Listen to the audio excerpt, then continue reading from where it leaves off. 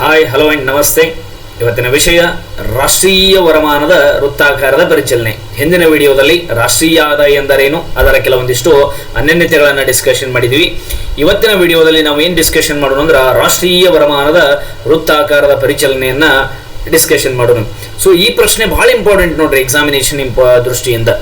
ರಾಷ್ಟ್ರೀಯ ಆದಾಯದ ವೃತ್ತಾಕಾರ ಪರಿಚಲನೆ ಅಂದ್ರೂ ಒಂದೇ, ರಾಷ್ಟ್ರೀಯ ವರಮಾನದ ವೃತ್ತಾಕಾರದ ಪರಿಚಲನೆ ಅಂದ್ರೂ ಒಂದೇ. ಕನ್ಫ್ಯೂಸ್ ಆಗಬೇಡ್ರಿ, ವರಮಾನ ಅಂದ್ರೆ ಆದಾಯ ಅಂದ್ರೆ ಎರಡೂ ಒಂದೇ. ಓಕೆ ನೋಡಿ, ಒಂದು ಅರ್ಥವ್ಯವಸ್ಥೆಯಲ್ಲಿ ವಿವಿಧ ವ್ಯಕ್ತಿಗಳಿರ್ತಾರೆ, ಹೌದಾ, ವಿವಿಧ ಕ್ಷೇತ್ರಗಳಿರ್ತಾವ, ಅವುಗಳ ನಡುವೆ ನಿರಂತರವಾಗಿ ಏನಾಗ್ತಂದ್ರೆ ಆದಾಯ ಹರಿತಿರ್ತಾವ. ಬಹಳ ಸಿಂಪಲ್, ಅಷ್ಟು ಭಾಳ ತಲೆ ಕೆಡಿಸ್ಕೊಳ್ಳೋದು ಬೇಡ. ನೋಡ್ರಿ, ಈ ಎರಡು ವ್ಯಕ್ತಿಗಳದಾರ, ನಾವು ವ್ಯಕ್ತಿಗಳಿಂದ ಹೋಗೋದು, ಹೌದಾ, ಎರಡು ವ್ಯಕ್ತಿಗಳದಾರ. ಸೊ ನನಗೆ ಈ ರಾಷ್ಟ್ರೀಯ ವರಮಾನದ ವೃತ್ತಾಕಾರದ ಪರಿಚಲನೆ ಹೇಳುವಾಗ ಒಂದು ಕಥೆ ನೆನಪು ಬರ್ತದೆ. ಸೊ ಆ ಕಥೆಯನ್ನು ಹೇಳ್ತೀನಿ. ನಾನು ಬಹಳ ದಿನ ಕಥೆಗಳನ್ನ ಹೇಳಿಲ್ಲ. ಸೊ ಒಬ್ಬ ವ್ಯಕ್ತಿ ಇರ್ತಾನೆ, ಎ ಅನ್ನುವಂಥ ವ್ಯಕ್ತಿ ಇರ್ತಾನೆ. ಈತಂದು ಏನಿರ್ತದೆ ಅಂದ್ರೆ ಹೋಟೆಲ್ ಇರ್ತದೆ. ಎ ಅನ್ನುವಂಥ ವ್ಯಕ್ತಿದು ಹೋಟೆಲ್ ಇರ್ತದೆ. ಅಲ್ಲಿ ಬಿ ಅನ್ನುವಂಥ ವ್ಯಕ್ತಿ ಏನ್ ಮಾಡ್ತಾನಂದ್ರೆ ಒಂದಿನ ಏನ್ ಮಾಡ್ತಾನಂದ್ರೆ ರೂಮ್ ಕೇಳಕ್ ಹೋಗ್ತಾನೆ. ಹೋಗಿ ಏನ್ ಮಾಡ್ತಾನಂದ್ರ ಆತನಿಗೆ 500 ಕೊಡ್ತಾನೆ, ಹೌದಾ. 500 ಕೊಟ್ಟು ಏನ್ ಮಾಡ್ತಾನಂದ್ರೆ ನನಗೊಂದು ರೂಮ್ ಬೇಕಾಗ್ಯದ ಅಂತ ಹೇಳ್ತಾನೆ. ಆ ಸಮಯದಾಗ ಆ ಹೋಟೆಲ್ನ ಮಾಲೀಕನಾದಂತ ಎ, ಹೌದಾ, ಎ ಏನ್ ಹೇಳ್ತಾನಂದ್ರ ನೋಡಿ, ನೀವು 500 ರೂಪಾಯಿ ಮೊದಲು ಕೊಡ್ರಿ, ಕೊಟ್ಟು ಏನ್ ಮಾಡ್ರಿ ಅಂತ ಹೇಳಿ ಅಂದಾಗ ಹೋಟೆಲ್ ರೂಮ್ ಅನ್ನ ನೋಡ್ಕೊಂಡ್ ಬರ್ರಿ ಅಂತೇಳಿ ಹೇಳ್ತಾನ. ಅವಾಗ ಬಿ ಅನ್ನುವಂತ ವ್ಯಕ್ತಿ ಏನ್ ಮಾಡ್ತಾನ, ಈ ಸದ್ದ ನಾನು ಎ, ನೀವು ಬಿ ಅನ್ಕೊಡ್ರಿ. ಬಿ ಅನ್ನುವಂತ ವ್ಯಕ್ತಿ ಏನ್ ಮಾಡ್ತಾನ 500 ರೂಪಾಯಿ ಎ ಅನ್ನುವಂತ ವ್ಯಕ್ತಿ ಕೊಟ್ಟು ಏನ್ ಮಾಡ್ತಾನಂದ್ರ ಈತ ರೂಮ್ ನೋಡ್ಕೊಂಡ್ ಬರ್ಲಕ್ ಹೋದ. ಯಾರು? ಬಿ ರೂಮ್ ನೋಡ್ಕೊಂಡ್ ಬರ್ಲಕ್ ಹೋದ. ಆ ಟೈಮ್ದಲ್ಲಿ ಎ ಏನ್ ಮಾಡ್ತಾನಂದ್ರ ಹೊರಗಲ್ಲಿ ಕಸ ಹುಡುಗುವಂತ ಹೆಣ್ಮಗಳು ಇರ್ತಾಳ, ಅವಳ ಹತ್ರ ಅವಳಿಗೆ 500 ರೂಪಾಯಿ ಪಗಾರ ಕೊಡಬೇಕಾಗಿರ್ತದೆ. ಅವ್ರಿಗೆ 500 ರೂಪಾಯಿ ಕೊಟ್ಟ. ಕಸ ಹುಡುಗುವಂತ ಹೆಣ್ಮಗಳು ಏನ್ ಮಾಡಿದಳು ಅಂದ್ರ 500 ರೂಪಾಯಿಯನ್ನ ಮೆಡಿಕಲ್ನಲ್ಲಿ ಏನೋ ವಸ್ತುಗಳನ್ನ ತಗೊಂಡಿದಳು. ಮೆಡಿಕಲ್ಗೆ ಹೋಗಿ ಆ 500 ರೂಪಾಯಿಯನ್ನ ಕೊಟ್ಲು. ಆ ಮೆಡಿಕಲ್ ನಾವ್ ಏನ್ ಮಾಡ್ತಾನ ಅಂತೇಳಿ ಅಂದಾಗ, ಮೆಡಿಕಲ್ ನಾವ ಹಣ್ಣುಗಳ ಅಂಗಡಿಯವನ ಹತ್ರ ಏನ್ ಮಾಡಿರ್ತಾನ ಅಂದ್ರೆ 500 ರೂಪಾಯಿ ಉದ್ರಿ ಮಾಡ್ತಾನ. ಅವ ಹಣ್ಣುಗಳ ಅಂಗಡಿಗೆ 500 ರೂಪಾಯಿ ಕೊಟ್ಟ. ಹಣ್ಣುಗಳ ಅಂಗಡಿ ಅವ ಯಾರ ಬಲಿ ಉದ್ರಿ ಮಾಡ್ಯಾನ ಅಂತೇಳಿ ಅಂದಾಗ ಏನ ಬಲಿ ಉದ್ರಿ ಮಾಡ್ಯಾನ. ಅವ ಈ 500 ರೂಪಾಯಿ ತೊಗೊಂಬಂದ್ ಏನ್ ಮಾಡ್ತಾನಂದ್ರೆ ಇವನಿಗೆ ಕೊಡ್ತಾನ. ಇದೆಲ್ಲವೂ ಏನಾಗಿಬಿಡುತ್ತ ಅಂದ್ರ ರೂಮ್ ನೋಡ್ಕೊಂಡ್ ಬರದ್ರೆ ಆಗಿಬಿಡುತ್ತ. ಆ ಟೈಮ್ದಾಗ ಬಿ ಅನ್ನುವಂತ ವ್ಯಕ್ತಿಗೆ ಏನಾಗುದಿಲ್ಲ ಅಂದ್ರ ರೂಮ್ ಲೈಕ್ ಆಗುದಿಲ್ಲ. ಅವಾಗ ಏನ್ ಮಾಡ್ತಾನ, ಈ 500 ರೂಪಾಯಿ ಅವನ 500 ರೂಪಾಯಿ ಅವನಿಗೆ ಕೊಟ್ಟು ಬಿಡ್ತಾನ.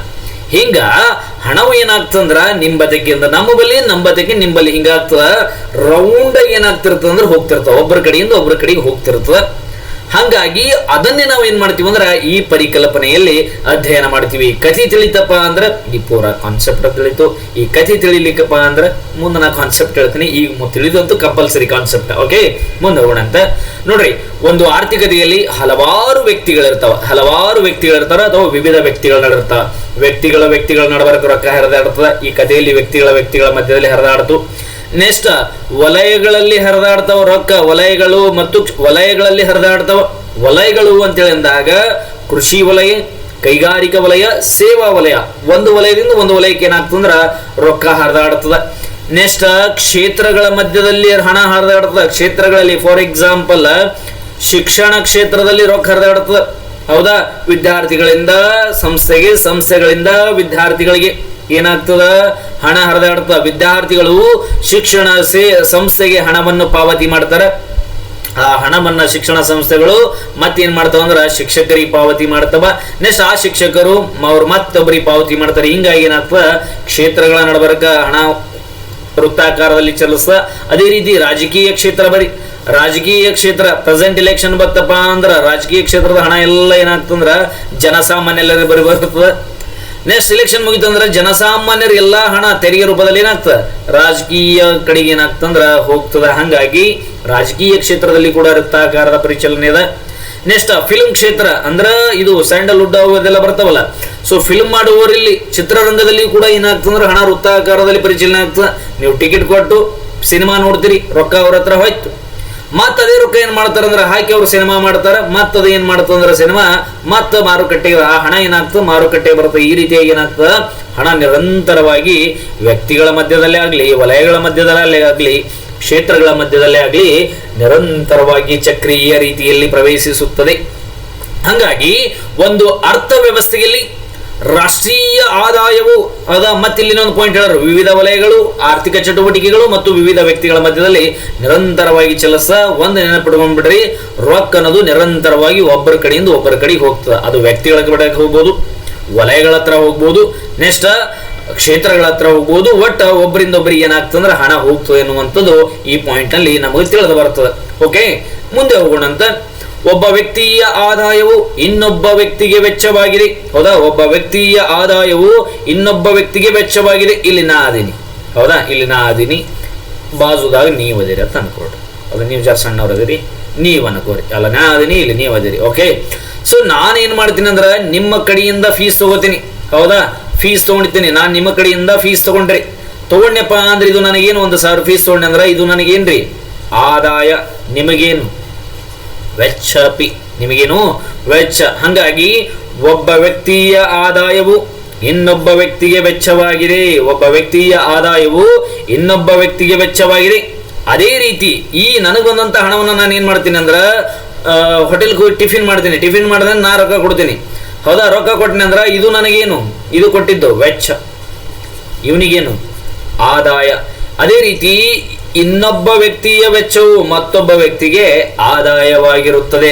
ಆದ್ದರಿಂದ ಆದಾಯವು ನಿರಂತರವಾಗಿ ಚಲಿಸಿದಾಗ ಮಾತ್ರ ಆರ್ಥಿಕ ಚಟುವಟಿಕೆಗಳು ಮುಂದುವರಿಯಲು ಸಾಧ್ಯ. ಇಲ್ಲದಿದ್ದರೆ ಆರ್ಥಿಕತೆ ಏನಾಗ್ತಂದ್ರ ಬಹಳ ಜಡತ್ವ, ಕಠಿಣ ಪರಿಸ್ಥಿತಿ ಏನಾಗ್ತಂದ್ರ ಬರ್ತದ. ಫಾರ್ ಎಕ್ಸಾಂಪಲ್, ನಿಮ್ಮ ಹತ್ರ ರೊಕ್ಕ ಅದ ತಿಳ್ಕೊಂಡ್ರು, ಹೊಟ್ಟೆ ಖರ್ಚು ಮಾಡ್ಲಾರ್ದೆ ನಿಮ್ಮ ಹತ್ರ ರೊಕ್ಕ ಇಟ್ಕೊಂಡು ಕೂತ್ ಬಿಡೋದು ಗಪ್ಪ, ಹೊಟ್ಟೆ ಖರ್ಚು ಮಾಡೋದಿಲ್ಲ. ಆರ್ಥಿಕತೆ ಮುಂದುವರಿತದನ? ಸಾಧ್ಯನೇ ಇಲ್ಲ. ಆರ್ಥಿಕತೆಯು ಮುಂದುವರಿಯಬೇಕಾದರೆ, ಆರ್ಥಿಕತೆಯಲ್ಲಿ ಆರ್ಥಿಕ ಚಟುವಟಿಕೆಗಳು ನಡೆಯಬೇಕಾದರೆ ಖರ್ಚು ಮಾಡುವುದು ಅವಶ್ಯಕ. ಖರ್ಚು ಮಾಡದೆ ನಾವು ಹಣವನ್ನು ಸಂಪೂರ್ಣವಾಗಿ ಇಟ್ಕೊಂಡು ಕೂತೀವಪ್ಪ ಅಂದ್ರ ಅರ್ಥವ್ಯವಸ್ಥೆ ಮುಂದೆ ನಡೆಯುವುದಿಲ್ಲ. ಫಾರ್ ಎಕ್ಸಾಂಪಲ್ ಹೇಳ್ತೀನಿ ನೋಡ್ರಿ, ಇಲ್ಲೊಬ್ಬ ವ್ಯಕ್ತಿ ಅದನ್ನ, ಎಕ್ಸ್ ಅನ್ನುವಂತ ವ್ಯಕ್ತಿ ಅದನ್ನ, ಸಿಕ್ಕಾಪಟ್ಟಿ ಜಿಬ್ ಅದನ್ನ ತಂದ್ಕೊಡ್ರಿ. ಇವ ಏನ್ ಮಾಡೋದಿಲ್ಲ ಅಂದ್ರೆ ಮುಂಜಾನೆ ಪೇಸ್ಟ್ ಖರೀದಿ ಮಾಡೋದಿಲ್ಲ, ಕಿರಾಣಿ ಸಂತಿ ಖರೀದಿ ಮಾಡೋದಿಲ್ಲ. ಹೌದಾ, ಈತ ಬಟ್ಟೆಗಳನ್ನ ಖರೀದಿ ಮಾಡೋದಿಲ್ಲ, ಈತ ಹೋಟೆಲ್ಗೆ ಹೋಗುವುದಿಲ್ಲ, ಹೋಟೆಲ್ಗಳಿಗೆ ಹೋಗುವುದಿಲ್ಲ. ಆ ಸಮಯದಾಗ ಏನಾಗ್ತದ, ಸೊ ಕಿರಾಣಿ ಅಂಗಡಿ ಮುಚ್ತಾವ. ಹೌದಾ, ಹಂಗಂತೇಳಿ ಇವ ಒಬ್ಬನೇ ಖರೀದಿ ಮಾಡ್ಲಿಕ್ಕೆ ಮುಚ್ಚೋಲ್ಲ. ಹಿಂಗ ದೇಶದಲ್ಲಿರುವಂತಹ ಎಲ್ಲಾ ಜನಸಂಖ್ಯೆ ಕಿರಾಣಿ ಅಂಗಡಿಗೆ ಹೋಗೋದು ಬಿಟ್ರಂದ್ರೆ ಕಿರಾಣಿ ಅಂಗಡಿಗಳು ಮುಚ್ತಾವ. ಎಲ್ಲಾ ಜನಸಂಖ್ಯೆ ಬಟ್ಟೆ ಅಂಗಡಿಗೆ ಹೋಗೋದು ಬಿಟ್ರಂದ್ರೆ ಬಟ್ಟೆ ಅಂಗಡಿಗಳು ಮುಚ್ತಾವ. ಹಂಗಾಗಿ ಬಹಳ ಉಳಿತಾಯ ಮಾಡಿದ್ರಪ್ಪ ಅಂದ್ರ ಆರ್ಥಿಕ ಚಟುವಟಿಕೆಗಳು ಏನಾಗ್ತಾವಂದ್ರ ಮುಂದುವರಿಯಲು ಸಾಧ್ಯವಿಲ್ಲ. ಹಂಗಾಗಿ ನಾವೇನ್ ಮಾಡ್ಬೇಕಾಗ್ತಂದ್ರ ನಮ್ಮಲ್ಲಿರುವಂತಹ ಹಣವನ್ನ ನಾವು ಆ ಕಡೆ ಖರ್ಚು ಮಾಡಬೇಕು, ಅವರಲ್ಲಿರುವಂತಹ ಹಣ ಅವರು ನಮಗ್ ಖರ್ಚು ಮಾಡ್ತಾರೆ. ಈ ರೀತಿ ಏನಾಗ್ತಂದ್ರ ಹಣವು ಒಬ್ಬ ವ್ಯಕ್ತಿಯಿಂದ ಇನ್ನೊಬ್ಬ ವ್ಯಕ್ತಿಗೆ ಏನಾಗ್ತಂದ್ರ ಚಕ್ರೀಯ ರೀತಿಯಲ್ಲಿ ಏನಾಗ್ಬೇಕು, ಹೋಗ್ಬೇಕು. ಇಲ್ಲಿಕಂದ್ರ ಅರ್ಥವ್ಯವಸ್ಥೆ ಕೆಡ್ತದ ಅಂತೇಳಿ ಹೇಳ್ತಾರ. ಒಂದು ಅರ್ಥವ್ಯವಸ್ಥೆಯಲ್ಲಿ ಕುಟುಂಬ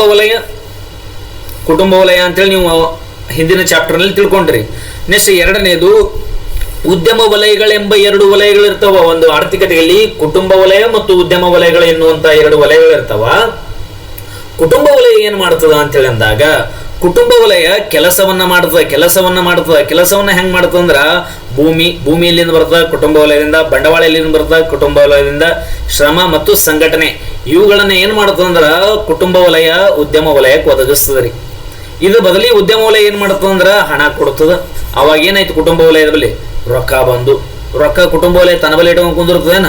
ಇಲ್ಲ, ಖರ್ಚು ಮಾಡ್ತಂದ್ರ ರೊಕ್ಕ ಏನಾಗ್ತದ, ಮತ್ತ ಹೊಳ್ಳಿ ಉದ್ಯಮ ವಲಯದ ಬಲ್ಲೆ ಬರ್ತದೆ. ಈ ರೀತಿಯಾಗಿ ಏನಾಗ್ತಂದ್ರ ಅರ್ಥವ್ಯವಸ್ಥೆಯಲ್ಲಿ ಹಣವು ಕುಟುಂಬ ವಲಯ ಮತ್ತು ಉದ್ಯಮ ವಲಯಗಳ ಮಧ್ಯದಲ್ಲಿ ವೃತ್ತಾಕಾರ ರೀತಿಯಲ್ಲಿ ಏನಾಗ್ತಂದ್ರ ಹಣ ಎಕ್ಸ್ಚೇಂಜ್ ಆಗ್ತದ. ಅದನ್ನ ಏನಂತೇಳಿ ಕರಿತೀವಿ ಅಂದ್ರ ವರಮಾನದ ವೃತ್ತಾಕಾರದ ಪರಿಚಲನೆ ಅಂತೇಳಿ ಕರಿತೀವಿ. ನೋಡ್ರಿ, ಕುಟುಂಬ ವಲಯ ಅನುಭೋಗಿಗಳನ್ನು ಪ್ರತಿನಿಧಿಸುತ್ತದೆ ಹಾಗೂ ಉತ್ಪಾದನಾಂಗಗಳಾದ ಭೂಮಿ, ಶ್ರಮ, ಬಂಡವಾಳ ಮತ್ತು ಕಚ್ಚಾ ಸಾಮಗ್ರಿಗಳ ಒಡೆತನವನ್ನು ಹೊಂದಿದೆ. ಹೌದು, ಭೂಮಿ ಯಾರ ಹೆಸರಲ್ಲಿ ಇರ್ತಾವ, ಕುಟುಂಬ ವಲಯ ನಿಮ್ಮ ಹೆಸರಲ್ಲಿ ಇರ್ತಾವ.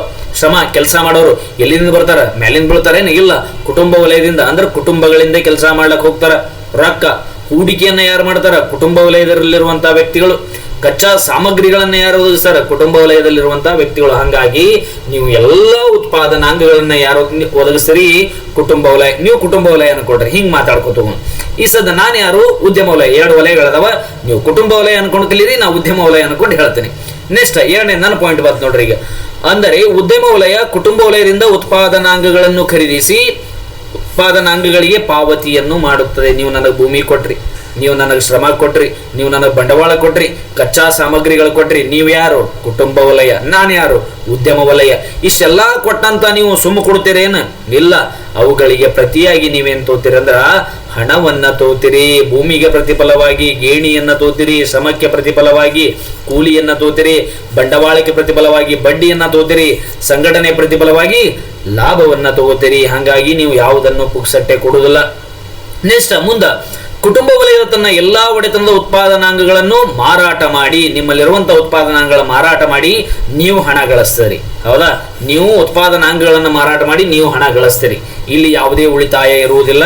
ಸೊ ಇಲ್ಲಿ ಯಾವುದೇ ಉಳಿತಾಯ ಇರುವುದಿಲ್ಲ, ಯಾಕಂದ್ರೆ ನಿರಂತರವಾಗಿ ಆಗುವಂತಹ ಪರಿಕಲ್ಪನೆ ಆಗುವುದರಿಂದ ಇಲ್ಲಿ ಯಾವುದೇ ರೀತಿಯಾದಂತಹ ಉಳಿತಾಯ ಇರುವುದಿಲ್ಲ. ನಿಮಗೇನಾಗ್ತದಪ್ಪ ಅಂದ್ರೆ ಆದಾಯವನ್ನ ಗಳಿಕೆ ಮಾಡಿದ್ರಿ. ಹೌದಾ, ಉದ್ಯಮ ವಲಯ ಏನ್ ಮಾಡ್ತದೆ ಹಿಂದಗಡೆಗೆ ನೀವು ಆದಾಯ ಹೆಂಗ್ ಗಳಿಸ್ತೀರಿ ಅಂದ್ರೆ ಉತ್ಪಾದನಾಂಗಗಳಾದ ಭೂಮಿ, ಶ್ರಮ, ಬಂಡವಾಳವನ್ನು ನನಗೆ ಕೊಟ್ಟು ನೀವು ಆದಾಯ ಗಳಿಸ್ತೀರಿ. ಹಂಗ ನಾನು ಗಳಿಸ್ಬೇಕಲ್ಲ. ಈಗ ನಾನು ಯಾರು? ಉದ್ಯಮ ವಲಯ. ಹಂಗಾಗಿ ಉದ್ಯಮ ವಲಯ ಎಲ್ಲಾ ಉತ್ಪನ್ನಗಳನ್ನ ನೀವೇನು ಉತ್ಪಾದನಾಂಗಗಳನ್ನು ಕೊಟ್ಟಿರ್ತೀರಿ ನೋಡ್ರಿ, ಅವುಗಳನ್ನ ನಾನು ಬಳಸ್ಕೊಂಡು ವಸ್ತುಗಳನ್ನ ಉತ್ಪಾದನೆ ಮಾಡ್ತೀನಿ. ವಸ್ತುಗಳನ್ನ ಉತ್ಪಾದನೆ ಮಾಡಿ ಅವುಗಳನ್ನ ಮಾರಾಟ ಮಾಡ್ತೀನಿ. ಇಲ್ಲಿ ಯಾವುದೇ ರೀತಿಯ ದಾಸ್ತಾನವನ್ನ ನಾನು ಇಟ್ಕೊಳ್ಳಲ್ಲ. ಹಾಗಾಗಿ ಮಾರಾಟ ಮಾಡಿದಾಗ ಕೂಡ ನನಗೇನಾಗ್ತಂದ್ರ ನನಗೆ ಆದಾಯ ಬರ್ತದೆ. ನಿಮಗೆ ಆದಾಯ ಯಾವ ಬರ್ತಂದ್ರ ಉತ್ಪಾದನಾಂಗಗಳನ್ನ ನೀವು ಒದಗಿಸಿದಾಗ ನೀವು ಕುಟುಂಬ ವಲಯ. ನಾನು ಉದ್ಯಮ ಘಟಕ ಆಗಿನಿ, ನಾನು ವಸ್ತುಗಳನ್ನ ಉತ್ಪಾದಿಸಿ ನೀವು ಕೊಟ್ಟಂತ ಉತ್ಪಾದನಾಂಗಗಳನ್ನ ಬಳಸಿಕೊಂಡು ವಸ್ತುಗಳನ್ನು ಉತ್ಪಾದಿಸಿ ಮಾರಾಟ ಮಾಡೋದನಪ್ಪ ಅಂದ್ರ ನನಗೆ ಆದಾಯ ಬರ್ತದ. ಇದನ್ನ ರೇಖಾಚಿತ್ರದ ಮೂಲಕ ನೋಡುವುದಾದರೆ ನೀವು ಕುಟುಂಬ ವಲಯ, ಎಸ್ ನಾನು ಉದ್ಯಮ ವಲಯ ಗೊತ್ತದ. ನೀವು ನನಗೆ ಏನ್ ಕೊಟ್ಟಿರಿ ಅಂತೇಳಿ ಅಂದಾಗ ಇಲ್ಲ ನೋಡ್ರಿ ಒಂದೇ ಬಾಣದ ಗುರುತು. ಹೌದಾ, ಇಲ್ಲ ನೋಡ್ರಿ. ಸೊ ನೀವು ನನಗೆ ಏನ್ ಕೊಟ್ಟಿರಿ ಅಂದ್ರೆ ಉತ್ಪಾದನಾಂಗಗಳು ಕೊಟ್ಟಿರಿ. ಉತ್ಪಾದನಾಂಗಗಳಂದ್ರು ಒಂದೇ, ಘಟಕ ಸೇವೆಗಳಂದ್ರು ಒಂದೇ. ಉತ್ಪಾದನಾಂಗಗಳನ್ನ ಕೊಟ್ಟಿರಿ. ಉತ್ಪಾದನಾಂಗಗಳು ಯಾವುವು? ಭೂಮಿ, ಶ್ರಮ, ಬಂಡವಾಳ, ಸಂಘಟನೆಗಳನ್ನ ನೀವು ನನಗೆ ಕೊಟ್ಟಿರಿ. ಹೌದಾ, ಹಿಂಗಾಗಿ ನೀವು ನನಗೆ ಘಟಕ ಸೇವೆಗಳು ಕೊಟ್ಟಿರಿ. ಕೆಳಗಿನ ಬಾಣದ ಗುರುತುಗಳ ಬಗ್ಗೆ ಮಾತಾಡಕತ್ತೀನಿ. ಅವಾಗ ನಾನು ನಿಮಗೆ ಏನ್ ಮಾಡ್ತೀನಿ ಅಂದ್ರ ಭೂಮಿಗೆ ಪ್ರತಿಫಲವಾಗಿ ಗೇಣಿ, ಶ್ರಮಕ್ಕೆ ಪ್ರತಿಫಲವಾಗಿ ಕೂಲಿ, ಬಂಡವಾಳಕ್ಕೆ ಪ್ರತಿಫಲವಾಗಿ ಬಡ್ಡಿ, ಸಂಘಟನೆ ಪ್ರತಿಫಲವಾಗಿ ಲಾಭ. ಹಂಗಾಗಿ ಗೆರಿ ಏನಾಯ್ತು ಹೊಳ್ಳಿ ಈ ರೀತಿ ಬಂತು. ಹಾಗಾಗಿ ನೀವು ನನಗೇನು ಕೊಟ್ರಿ? ಉತ್ಪಾದನಾಂಗಗಳು, ಅವುಗಳನ್ನ ಘಟಕ ಸೇವೆಗಳು ಅಂತೇಳಿ ಕರಿತೀವಿ. ನಿಮಗೇನು ಕೊಟ್ಟೆ? ನಿಮಗೇನು ಕೊಟ್ಟೆ ಅಂದ್ರೆ ಗೇಣಿ, ಕೂಲಿ, ಬಡ್ಡಿ, ಪಾನಗಳನ್ನ ಕೊಟ್ಟೆ. ಇವುಗಳನ್ನ ಏನಂತೇಳಿ ಕರಿತೀವಿ ಅಂದ್ರ ಪಾವತಿಗಳು ಅಂತೇಳಿ ಕರಿತೀವಿ. ಪಾವತಿಗಳು ಕೊಟ್ಟಿವಿ. ಈಗ ನಿಮ್ಮ ಹತ್ರ ಏನು ಬತ್ತು? ಹಣ ಬತ್ತು. ಹೆಣ ಅಲ್ಲ, ಹಣ ಬತ್ತು. ಹಣ ಬಂದಾಗ ಅಟ್ಟೆ ಇಟ್ಕೊಂಡು ಕೇಳಿ ಬೆಚ್ಚ ಬಳಗನ ಅದರ ಹಣ ನೋಡ್ಕೋತ ಕುಂದಿರ್ತಾರೆ. ಇಲ್ಲ, ಅವಾಗ ನೀವೇನ್ ಮಾಡ್ತೀರಿ ಅಂದ್ರ ಈ ಹಣವನ್ನ ನೀವೇನ್ ಮಾಡ್ತೀರಿ ಹೊಳ್ಳಿ ನನಗೆ ಕೊಡ್ತೀರಿ. ನನಗಂದ್ರೆ ಉದ್ಯಮ ವಲಯ. ಉದ್ಯಮ ವಲಯ ಅಂದ್ರೆ ಅವು ನಮ್ಮ ಸುತ್ತಮುತ್ತಲಿರುವಂತಹ ಎಲ್ಲಾ ಶಾಪ್ಗಳಾಗಿರ್ಬೋದು, ಎಲ್ಲಾ ಬಿಸ್ನೆಸ್ಗಳಾಗಿರ್ಬೋದು, ಎಲ್ಲಾ ವ್ಯವಹಾರಿ ಸಂಸ್ಥೆಗಳಾಗಿರ್ಬೋದು, ಅವೆಲ್ಲದಕ್ಕೆ ನೀವೇನ್ ಮಾಡ್ತೀರಿ ಅಂದ್ರೆ ಹೋಗ್ತೀರಿ. ನೀವು ಕಿರಾಣಿ ಸಂತಿ ತರ್ತೀರಿ, ನೆಕ್ಸ್ಟ್ ಕಾಯಿಪಲ್ಯ ಸಂತಿ ತರ್ತೀರಿ, ಹಣ್ಣುಗಳನ್ನ ತರ್ತೀರಿ, ತರಕಾರಿಗಳನ್ನ ತರ್ತೀರಿ, ಕುರ್ಚಿಗಳನ್ನ ಖರೀದಿ ಮಾಡ್ತೀರಿ, ಎಸಿಗಳನ್ನ ಖರೀದಿ ಮಾಡ್ತೀರಿ. ಸಿಂಪಲ್ ಆಗಿ ಹೇಳ್ಬೇಕಂದ್ರ ಅನುಭೋಗದ ಸರಕುಗಳನ್ನ ತಗೋತೀರಿ. ಹೌದಾ, ಅಂತಿಮ ಸರಕುಗಳನ್ನ ತಗೋತೀರಿ. ಹಿಂಗಾಗಿ ಸರಕುಗಳನ್ನು ತೋಳುವಂತ ಸಮಯದ ನೀವೇನ್ ಮಾಡ್ತೀರಿ? ಹೊಳ್ಳಿ ನನಗೆ ರೊಕ್ಕ ಕೊಟ್ಬಿಡ್ತೀರಿ. ನಿಮ್ಮಲ್ಲಿರುವಂತ ಹಣ ಇಲ್ಲಾಯ್ತು, ಹೊಳ್ಳಿ ನನ್ನ ಬಲೆ ಬಂದ್ಬಿಡ್ತು. ಇಲ್ಲಿ ಹೋಗಿತ್ತು, ಮತ್ತೆ ಏನ್ ಮಾಡ್ತಾ ಹಣ ಉದ್ಯಮ ವಲಯಕ್ಕೆ ಬಂತು. ಹಾಗಾಗಿ ಉದ್ಯಮ ವಲಯದಲ್ಲಿ ಹಣ ಬರ್ಬೇಕಂತ ಹಣ ಬಂತು ಉದ್ಯಮ ವಲಯಕ್ಕೆ. ಅದ್ರ ಬದಲಿ ನಾನು ಏನ್ ಕೊಡ್ಬೇಕು ನಿಮ್ಗೆ? ಸರಕು ಮತ್ತು ಸೇವೆಗಳನ್ನ ನಾನು ನಿಮಗೆ ಕೊಟ್ಟನಪ್ಪ ಅಂದ್ರ ನಮ್ದು ನಿಮ್ದು ಏನಾಯ್ತಪ್ಪ ಅಂದ್ರ ಬರಬ್ಬರಿ ಆಯ್ತು. ಒಂದ ಸಲ ನಿಮ್ಮ ಬಲಿ ಬತ್ತು ರೊಕ್ಕ, ಅದೇ ರೊಕ್ಕ ಹೊಳ್ಳಿ ನನ್ನ ಬಲಿ ಬತ್ತು. ಮತ್ತೆ ನೀವು ಉತ್ಪಾದನಾಂಗಗಳನ್ನ ಕೊಡ್ತೀರಿ, ನಾ ರೊಕ್ಕ ಕೊಡ್ತೀನಿ. ಮತ್ತೆ ನೀವು ನನಗೆ ರೊಕ್ಕ ಕೊಟ್ಟಾಗ ನಾನು ನಿಮ್ಗೆ ಸರಕುಗಳನ್ನು ಕೊಡ್ತೀನಿ. Give and take policy. ಈ ರೀತಿಯಾಗಿ ಹಣ ಏನಾಗ್ತಂದ್ರ ನಿಮ್ಮ ಬತಕ್ಕೆ ನನ್ನ ಬಲ್ಲಿ, ನನ್ನ ಬತಕ್ಕೆ ನಿಂಬಲ್ಲಿ ಏನಾಗ್ತಂದ್ರ ಹರಿದಾಡ್ತಿರ್ತದ ಅಂತೇಳಿ ನಾವು ನೋಡ್ತೀವಿ. ಸೊ ಮೇಲಿನ ರೇಖಾಚಿತ್ರದಲ್ಲಿ ಬರೆಯುವಾಗ ಎ ಮತ್ತು ಬಿ ಎನ್ನುವಂತ ಬಾಣದ ಗುರುತುಗಳಿದ್ದು, ಇದು ಎ ಬಾಣದ ಗುರುತು, ಈ ಬಿ ಬಾಣದ ಗುರುತು. ಬಿ ಬಾಣದ ಗುರುತುಗಳಿದ್ದು ಎ ಎಂಬುದು ಕುಟುಂಬ ಮಾಡುವ ವೆಚ್ಚವನ್ನು ತೋರಿಸುತ್ತದೆ, ಅಂದ್ರೆ ನೀವು ಮಾಡುವಂತಹ ಖರ್ಚನ್ನು ತೋರಿಸುತ್ತದೆ. ನೆಕ್ಸ್ಟ್ ಬಿ ಬಾಣದ ಗುರುತು ಮಾರಾಟ ಮಾಡಿದ ವೆಚ್ಚಕ್ಕೆ ಪಡೆದುಕೊಳ್ಳುವ ಸರಕು ಮತ್ತು ಸೇವೆಗಳನ್ನು ತಿಳಿಸುತ್ತದೆ. ಅಂದ್ರ ನೀವು ನನಗೆ ಹಣ ಕೊಡ್ತೀರಿ, ಅದು ನಿಮಗೇನು ವೆಚ್ಚ ಆಗ್ತದೆ. ಆ ಎ ಎನ್ನುವಂತ ಬಾಣದ ಗುರುತು ವೆಚ್ಚವನ್ನು ತೋರಿಸ್ತದೆ. ಅದೇ ರೀತಿ ಬಿ ಎನ್ನುವಂತ ಬಾಣದ ಗುರುತು ಏನ್ ಮಾಡ್ತದೆ ಅಂದ್ರೆ ನಾನು ನಿಮಗೆ ಒದಗಿಸುವಂತಹ ಸರಕು ಮತ್ತು ಸೇವೆಗಳನ್ನ ತಿಳಿಸುತ್ತದೆ. ಅದೇ ರೀತಿ ಕೆಳಭಾಗದ ಬಾಣದ ಗುರುತುಗಳು ಕುಟುಂಬಗಳು.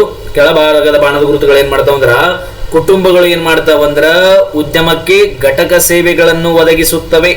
ಅದನ್ನು ಸೂಚಿಸಿದರೆ ಇನ್ನೊಂದು ಬಾಣದ ಗುರುತು ಆ ಉತ್ಪಾದನಾಂಗಗಳಿಗೆ ಒದಗಿಸುವ ಪಾವತಿಯನ್ನು, ಅಂದ್ರೆ ನೀವು ನನಗೆ ಉತ್ಪಾದನಾಂಗಗಳು ಕೊಟ್ರಿ, ನಾನು ನಿಮಗೇನು ಕೊಡ್ತೀನಿ? ರೊಕ್ಕ ಕೊಡ್ತೀನಿ. ಹೌದಾ, ಘಟಕ ಪಾವತಿಗಳನ್ನು ಸೂಚಿಸುತ್ತದೆ. ಈ ರೀತಿಯಾಗಿ ಏನಾಗ್ತಂದ್ರೆ ಹಣ ಏನಾಗ್ತದ ನಮ್ಮ ನಡಬರಕ ನಿಮ್ಮ ನಡಬರಕ, ನೀವು ಕುಟುಂಬಗಳು ನಾವು ಉದ್ಯಮ ವಲಯಗಳು, ನಮ್ಮ ನಡಬರಕ ನಿಮ್ಮ ನಡಬರಕ ಏನಾಗ್ತಾವಂದ್ರೆ ಹಣ ಹರಿತಿರ್ತಾವ ಅಂತೇಳಿ ನೋಡ್ತೀವಿ. ಕನ್ಕ್ಲೂಷನ್ ಏನು ಅಂತೇಳಿ ಅಂದಾಗ ಒಟ್ಟಾರೆಯಾಗಿ ಹೇಳುವುದಾದರೆ ಕುಟುಂಬಗಳು ಮತ್ತು ಉದ್ಯಮ ಉತ್ಪಾದನಾಂಗಗಳು, ಒಟ್ಟಾರೆಯಾಗಿ ಹೇಳುವುದಾದರೆ ಕುಟುಂಬಗಳು ಉತ್ಪಾದನಾಂಗಗಳನ್ನು ಒದಗಿಸಿ, ನೀವು ಉತ್ಪಾದನಾಂಗಗಳನ್ನು ಒದಗಿಸಿ ಹಣ ಗಳಿಸಿದ್ರೆ ನಾನು ನಿಮಗ ಸರಕು ಮತ್ತು ಸೇವೆಗಳನ್ನ ಒದಗಿಸಿ ಹಣ ಗಳಿಸ್ತೀನಿ, ಅಥವಾ ಸರಕು ಮತ್ತು ಸೇವೆಗಳನ್ನ ಮಾರಾಟ ಮಾಡಿ ಹಣ ಗಳಿಸ್ತೀನಿ. ಹಾಗಾಗಿ ಈ ಹಣ ಏನಾಗ್ತಂದ್ರೆ ನಮ್ಮಿಬ್ಬರ ನಡವರ್ಕ ವೃತ್ತಾಕಾರವಾಗಿ ಚಲಿಸುವ. ಇದನ್ನೇ ಏನಂತೇಳಿ ಕರಿತೀವಿ ಅಂದ್ರೆ ರಾಷ್ಟ್ರೀಯ ವರಮಾನದ ವೃತ್ತಾಕಾರದ ಪರಿಚಲನೆ ಅಂತೇಳಿ ಕರಿತೀವಿ. ಈ ಪ್ರಶ್ನೆ ಎಕ್ಸಾಮಿನಲ್ಲಿ 100% ಬರ್ತದೆ.